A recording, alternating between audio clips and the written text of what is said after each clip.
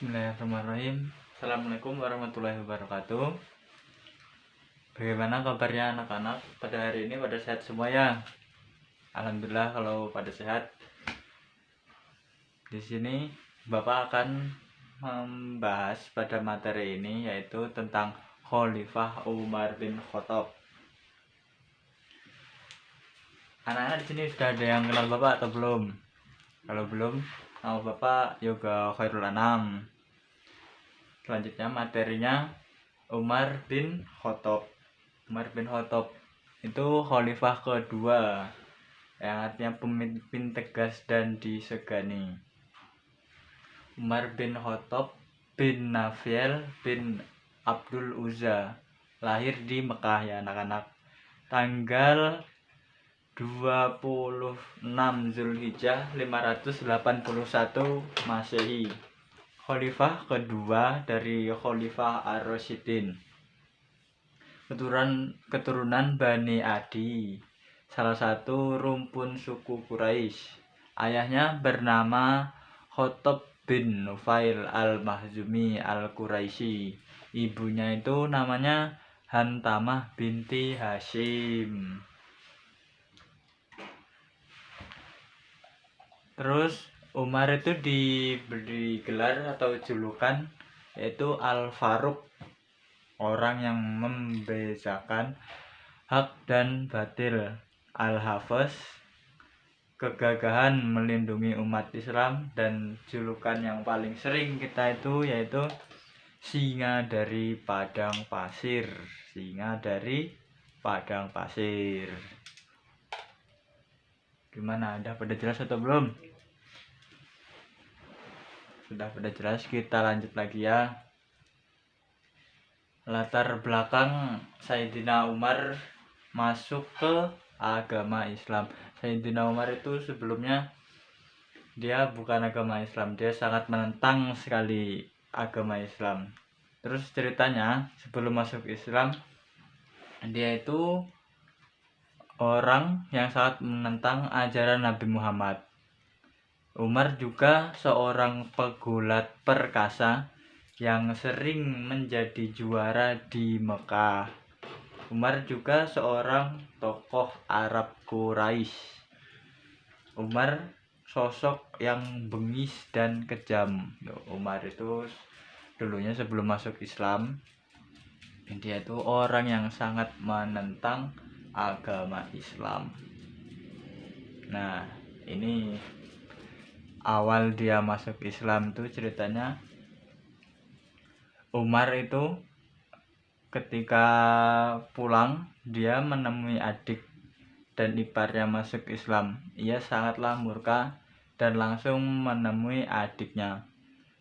Kemudian setelah melihat adik yang mempelajari Al-Quran, kemudian dia melihat selembar yang bertuliskan ayat-ayat suci Al-Quran surat Toha dan membacanya. Lalu ia berkeinginan untuk menemui Nabi Muhammad dan ingin masuk Islam.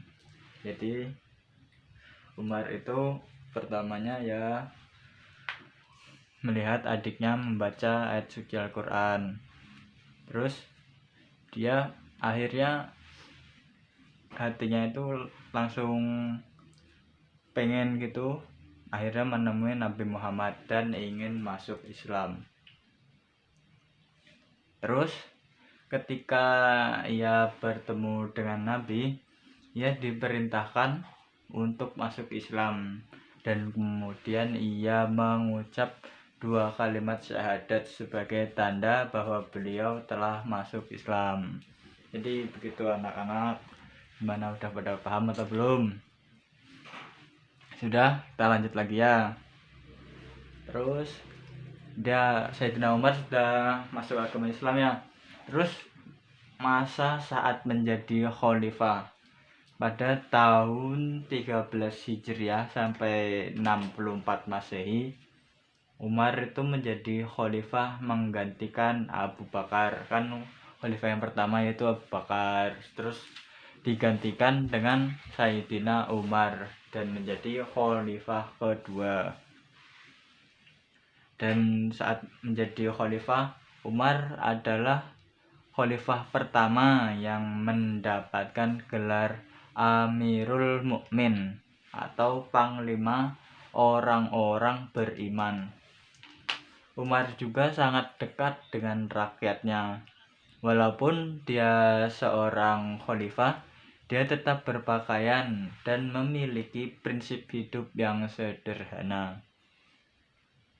Dan pada saat menjadi khalifah, Sayyidina Umar tuh pernah menaklukkan Mesir, Palestina, Syria, Afrika Utara, dan Armenia dari Kekaisaran Romawi Bizantium ya. Itu saat Sayyidina Umar menjadi khalifah. Terus Sayyidina Umar juga membentuk Majelis Al-Syura. Khalifah Umar sebagai ketua negara dan dibantu secara resmi oleh ahli Majelis Al-Syura. Majelis ini berfungsi sebagai kabinet negara. Yang pertama itu majelis itu berfungsi sebagai kabinet negara. Terus yang kedua terdiri dari dua bahagian, yaitu majelis tertinggi dan majelis harian. Terus yang ketiga, segala masalah penting yang berhubung dengan negara diselesaikan oleh majelis Asyura. Yang keempat, khalifah tiada mempunyai istimewa dalam menentukan atau membuat keputusan tertentu tanpa persetujuan majelis. Terus yang kelima, yaitu yang terakhir, majelis syura berkewajiban meneliti semua masalah umat Islam dan negara yang diterangkan oleh Al-Quran dan As-Sunnah. Terus ya di sini Sayyidina Umar itu juga meluaskan wilayah pentadbiran. Beliau berhasil memperluas wilayah seperti wilayah-wilayah Irak, Syria, dan Mesir, sehingga beliau terpaksa menghadapi masalah pentadbiran wilayah yang ditakluki dari segi politik, sosial, dan ekonomi. Terus kerajaan Islam pada masa itu berjaya menguasai Baitul Muqaddis dan Damsyik. Sayyidina Umar juga mewujudkan pembagian wilayah. Wilayah pentadbiran dibagi dalam beberapa wilayah, antaranya yaitu 6 hingga 8 wilayah seperti Madinah, Mekah, Jazirah Mesir, Irak, wilayah selatan, dan wilayah timur. Setiap wilayah tadbir oleh seorang gubernur atau wali atau seorang ketua setiausaha, dan mereka dibantu oleh para pegawai tertentu mengikut jabatan masing-masing. Pegawai-pegawai awam yang lain ialah ketua setiausaha, tentara, pegawai pemungut cukai, dan hakim wilayah. Terus di setiap wilayah terdapat pegawai-pegawai tertinggi angkatan tentara. Nah, terus kita lanjut pembahasannya. Pelantikan pegawai secara bersurat. Dibuat secara bersurat dengan melampirkan sesuai tugas dan bidang kuasa mereka. Antara pegawai terkenal dan pentadbiran beliau ialah Muawiyah bin Abu Sufyan, Amr bin Al-As, Mughirah bin Syu'bah, dan Zaid bin Sumayyah. Setiap pegawai yang dilantik dan berkhidmat untuk negara akan diberi gaji tetap. Terdapat beberapa pegawai yang tidak mau menerima gaji karena sifat takwa mereka. Terus setiap pegawai juga tidak dibenarkan menunggang atau menaiki kuda Turki, memakai pakaian halus, tidak memakai topeng yang diayak, dan tidak menggunakan menjaga rumah pintu kediaman. Ya mungkin segitu anak-anak. Mungkin jika masih ada yang kurang boleh ditanyakan. Sudah cukup? Oke, terima kasih jika sudah.